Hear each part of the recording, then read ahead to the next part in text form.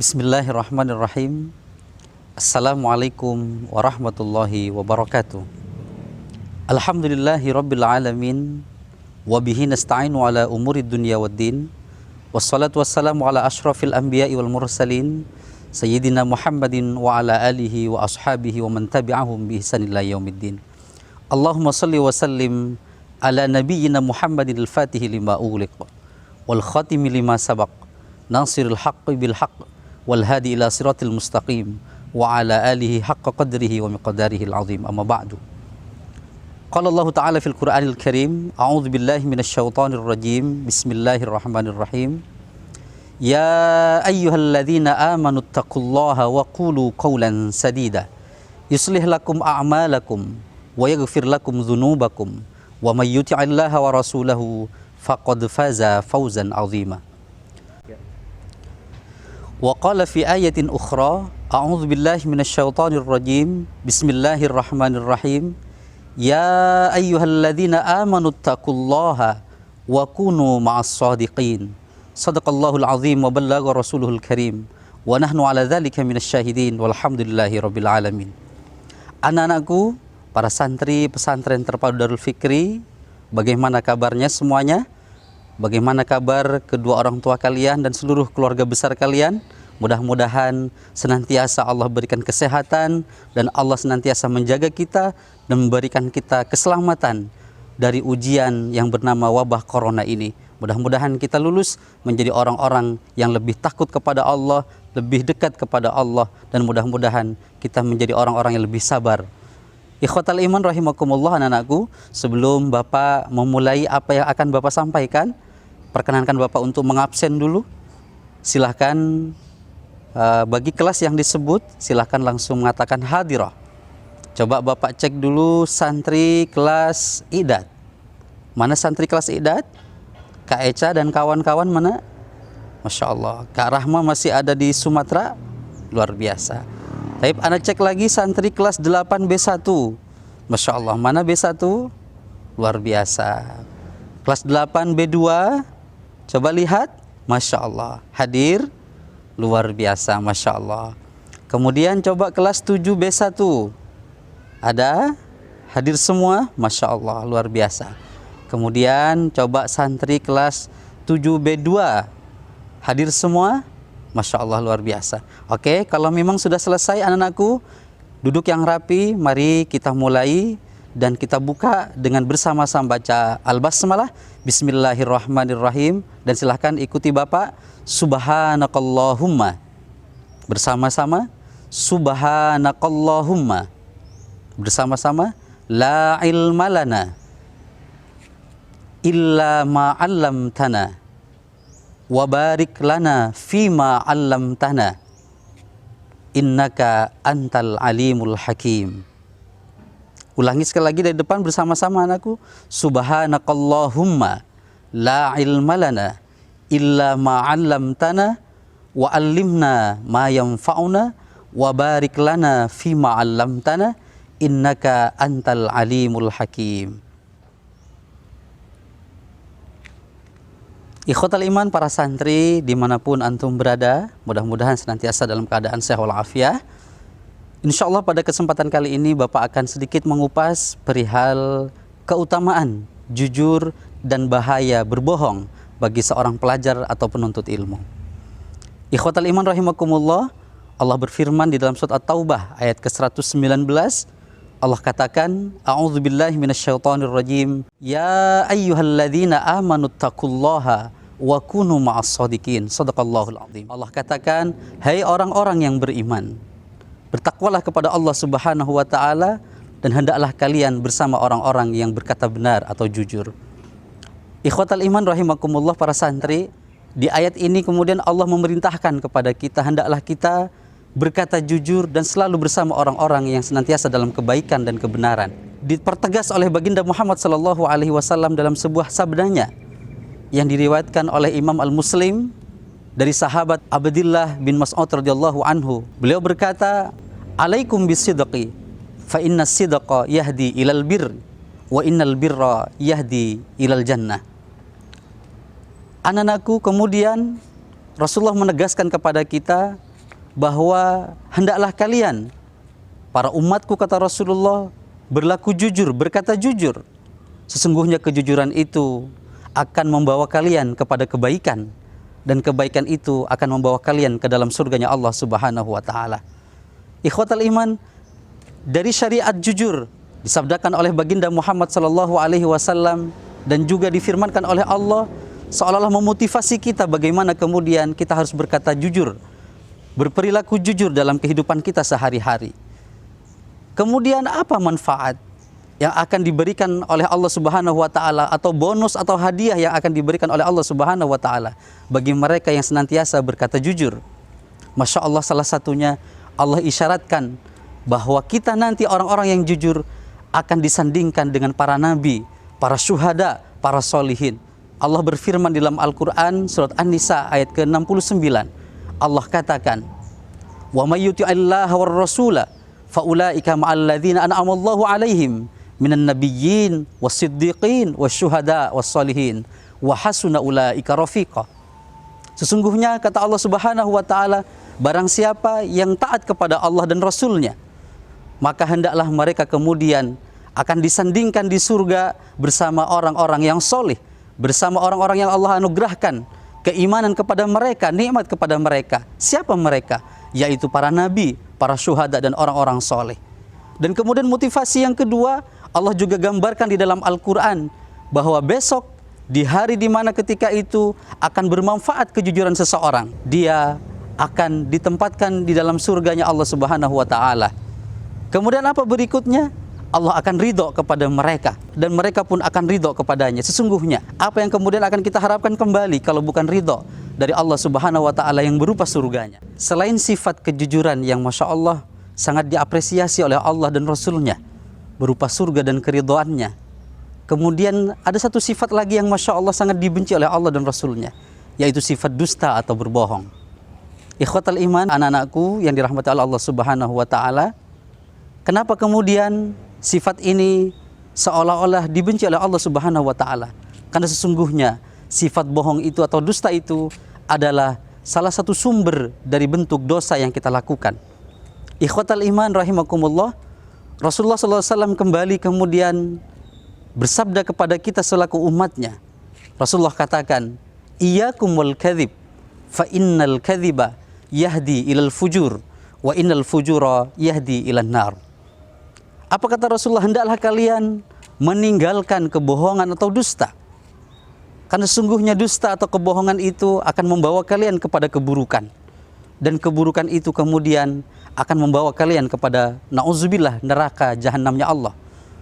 Ikhwatal iman rahimakumullah, anak-anakku, kenapa kemudian rasa bohong itu akan senantiasa berada di dalam diri kita, selalu dibisikkan oleh syaitan kepada diri kita? Karena sesungguhnya senjata yang paling ampuh bagi syaitan untuk menggagalkan seluruh apa yang kita lakukan supaya tidak bernilai sesuatu sedikit pun di mata Allah Subhanahu wa taala, yaitu supaya kita terdetik dalam hati kita untuk membohongi diri kita dan membohongi Allah Subhanahu wa taala. Kemudian sifat bohong itu bagaimana seandainya terjadi bagi seorang pelajar? Maka tak heran di saat ujian mereka akan berbondong-bondong mencontok. Berbondong-bondong kemudian mencontek jawaban dari temannya atau meminta jawaban yang benar dari temannya, hanya dalam satu niat atau dalam satu tujuan, yaitu supaya mereka mendapat nilai-nilai yang baik. Tapi sesungguhnya ketika itu mereka lakukan, kebohongan itu mereka lakukan, mereka mencontek, maka sesungguhnya rapot-rapot mereka, ijazah-ijazah mereka akan penuh dengan nilai-nilai palsu, nilai-nilai kebohongan. Allah tidak akan pernah bangga kepada mereka. Orang tua mereka tidak akan pernah bangga kepada mereka, karena sesungguhnya nilai yang berada di dalam rapot-rapot dan ijazah mereka adalah nilai-nilai kepalsuan. Tapi begitu pula dengan orang-orang yang Masya Allah sebagai penghafal Quran. Apa bahayanya jika sifat bohong itu berada dalam dirinya? Ketika dia kemudian ingin sekedar mencari kenikmatan dunia semata, hanya ingin dikatakan sebagai seorang hafiz belaka, maka kemudian nilai kejujuran itu kemudian dikorbankan. Kemudian dia berlaku tidak jujur, sehingga kemudian dalam rangka untuk mengejar targetnya, dia berbuat curang dan berbohong. Bahkan ada yang sampai na'udzubillah melompat ayat atau melompat surat. Dan na'udzubillah kadang-kadang mereka kemudian setor dengan cara mereka melihat, padahal sesungguhnya mereka tidak sadar Allah lah yang maha melihat kepada mereka apa yang telah mereka lakukan. Jika mereka kemudian melakukan hal itu, para penghafal Quran berlaku curang atas hafalannya. Ketika mereka selesai menjadi seorang hafiz, tapi hafiznya adalah hafiz dari kecurangan, hafiznya adalah hafiz dari kepalsuan, hafiznya adalah hafiz dari kebohongan, maka sesungguhnya mereka akan menjadi orang yang hafiznya adalah palsu di mata Allah Subhanahu wa taala. Nauzubillah, summa nauzubillah. Kemudian anak-anakku, apa bahayanya ketika kemudian hafiznya itu diperoleh dari cara yang curang, hafalannya itu diperoleh dari cara berbohong? Apa yang kemudian dia akan dapatkan dari Allah Subhanahu wa taala? Yang pertama, Allah akan murka kepadanya. Nauzubillah, summa nauzubillah. Yang kedua, hilanglah nilai keberkahan dalam Al-Quran itu. Sesungguhnya dia tidak akan mendapat keberkahan dan rahmat dari Al-Quran yang dia baca, yang dia hafal, kecuali azab dari Allah Subhanahu wa taala. Ada sebuah kisah yang Masya Allah harus benar-benar menjadi perhatian kita semua sebagai seorang penghafal Quran dan calon hafizah Al-Quran. Apa itu anakku? Ada sebuah kisah yang Masya Allah membuat kita menjadi mawas diri. Salah satunya adalah apa yang disabdakan oleh baginda dari sahabat Abu Hurairah radhiyallahu anhu yang diriwayatkan oleh Imam Muslim, bahwa ada 3 golongan manusia yang Masya Allah besok akan dicegah oleh Allah Subhanahu wa taala masuk ke dalam sorga. Bahkan mereka dilemparkan ke dalam api neraka. Siapa mereka? Yang pertama adalah seorang mujahid fisabilillah, orang yang Masya Allah berjuang di jalan Allah. Dia mati-matian berjuang di jalan Allah Subhanahu wa taala. Dia berjihad, berperang, sampai banyak orang yang kemudian dibunuh dari pedangnya. Seorang mujahid fisabilillah. Tapi kemudian Allah bertanya kepadanya, apa yang kamu lakukan di dunia wahai para mujahid? Kemudian sang mujahid berkata, ya Allah, sesungguhnya aku berjihad di jalanmu, berjihad membela agamamu. Apa kata Allah Subhanahu wa taala? Kadzabta, kamu telah berbohong wahai mujahid. Kamu berjihad di jalanku, tapi sesungguhnya niatmu bukan untukku, kata Allah Subhanahu wa taala. Tapi kamu berjihad liyuqal ka'annaka mujahid.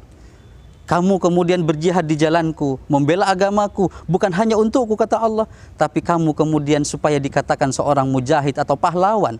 Manusia kemudian sudah menyebutkan titel pahlawan itu.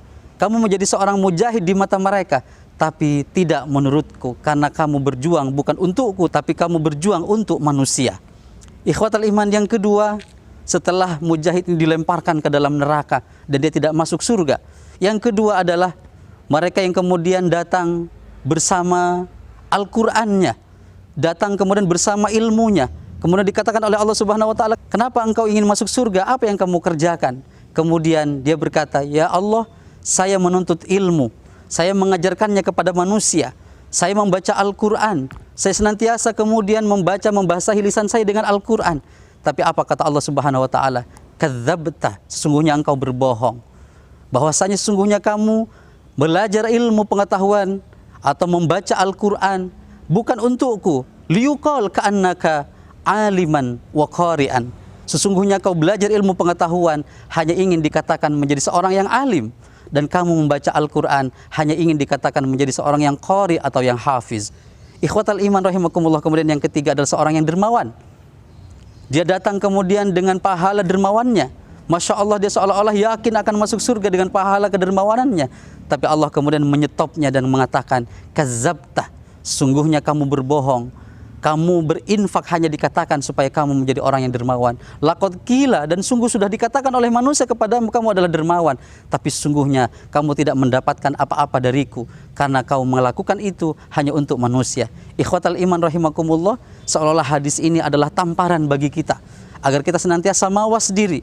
Ini adalah pecutan bagi kita, adalah cambukan bagi kita, agar kita senantiasa memperbaiki akhlak kita, niat kita, sehingga kemudian dusta itu tidak bersemayam di dalam hati kita. Ikhwatal iman rahimakumullah, selain hadis di atas, ada kisah yang Masya Allah membuat kita prihatin, khawatir pahala kita sebagai seorang penghafal Quran, orang yang senantiasa menyibukkan diri setiap hari dengan Al-Quran akan sirna, akan tidak berbuah apa-apa di sisi Allah Subhanahu wa taala. Yaitu kisah tentang seseorang yang namanya sebaik-baik nama, dialah Abdah bin Abdurrahman, yang mana dia kemudian seorang hafiz Al-Quran, seorang yang senantiasa berjuang setiap harinya untuk Al-Quran.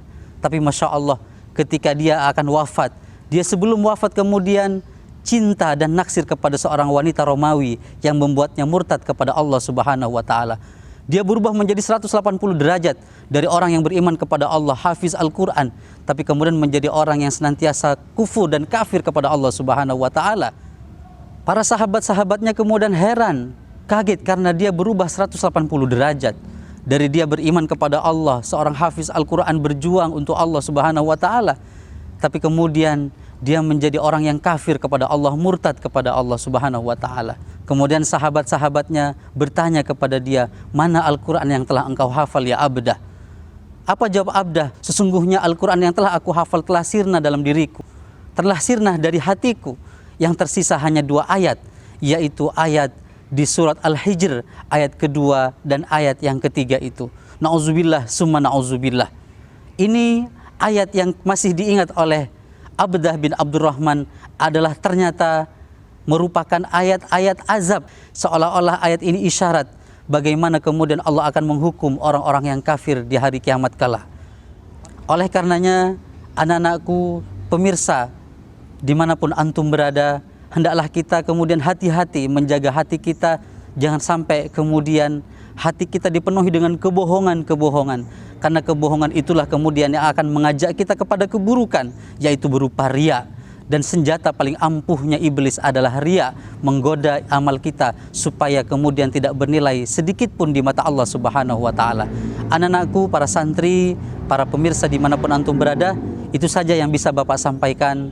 Mudah-mudahan kita diberikan kekuatan oleh Allah Subhanahu wa taala untuk menjadi keluarga Allah di muka bumi ini dan menjadi ahlul Quran wa khassatuhu, dan kemudian kita mampu memegang amanah baginda Muhammad sallallahu alaihi wasallam untuk mensyiarkan Al-Quran, mengajarkan Al-Quran. Karena kata baginda, khairukum man ta'allamal Quran wa 'allamahu. Itu saja yang bisa Bapak sampaikan. Assalamualaikum warahmatullahi wabarakatuh.